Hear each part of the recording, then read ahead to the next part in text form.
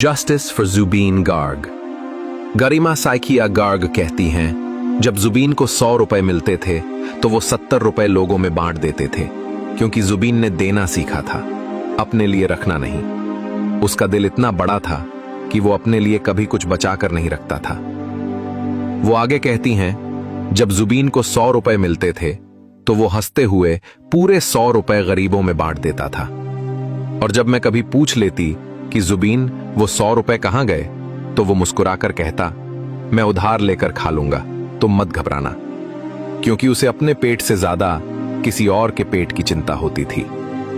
फिर गरिमा साइकिया गर्ग बताती हैं, एक दिन जुबीन ने मुझसे कहा, गरिमा सोचो, अगर हम बूढ़े हो जाएं, अगर हमें कोई बीमारी लग जाए, अगर हम अस्पताल में पड़े रहें और हमारे पास पैसे ना हो, तब क्या करेंगे?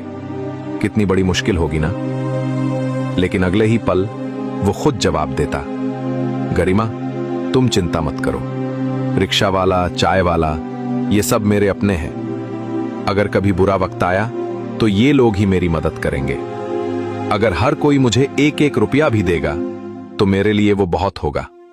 तुम चिंता मत करना, मैं हूं ना तुम्हारे साथ। और यही जुबीन था जो कहता था, मुझे अमीर लोगों के बीच रहना अच्छा नहीं लगता।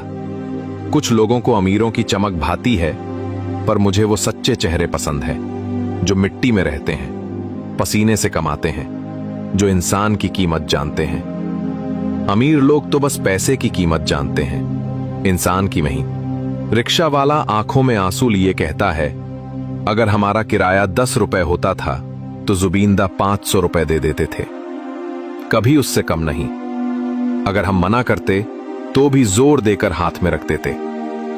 कभी कार में बैठे बैठे सड़क पर हमें देख लेते तो कार रोकते, शीशा नीचे करते और 500 रुपए थमा देते, बिना कुछ कहे, बस मुस्कुराते हुए। चाय वाले की आवाज कांपती है। एक कप चाय की कीमत 5 रुपए थी, पर जुबीनदा 500 रुपए दे देते थे। कभी कभी तो जितने पैसे जेब में होते बिना गिने दे देते थे, न देखते थे कितना है, बस दिल से देते थे। सड़क किनारे होटल वाले ने कहा, लूसी सिर्फ 20 रुपए की होती थी, पर जुबीनदा हमेशा 500 रुपए देते थे, कभी कम नहीं। और हमेशा कहते, अगर कवि को कभी मुसीबत आए तो मैं मदद करूंगा, डरना मत, मैं हूं। ऐसा दिल आज कहां मिलेगा।